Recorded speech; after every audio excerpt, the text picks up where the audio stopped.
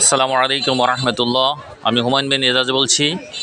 প্রিয় দর্শক, আজকে আমরা এসেছি সানমুন আইসিটি কোচিং সেন্টারের পক্ষ থেকে ঐতিহ্যবাহী যশোর জেলার রাজধানী ফুলের রাজধানী খ্যাত গদখালিতে। আমি এখন অবস্থান করছি হাড়িয়া পানসারা ফুলমোড়, জেকরগাছা, যশোর গদখালি ইউনিয়নের ভিতরে। আপনারা দেখতে পাচ্ছেন কি পরিমাণ ভিড় রয়েছে। ইনশাল্লাহ একটু বাদেই আরও ভিড় জমবে।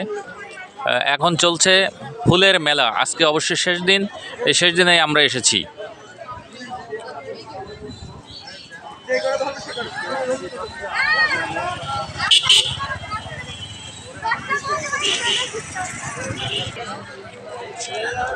এখানে এক একজন ফুল চাষি ভাইয়েরা বিভিন্ন ফুলের সমাহার নিয়ে স্টল দিয়েছেন।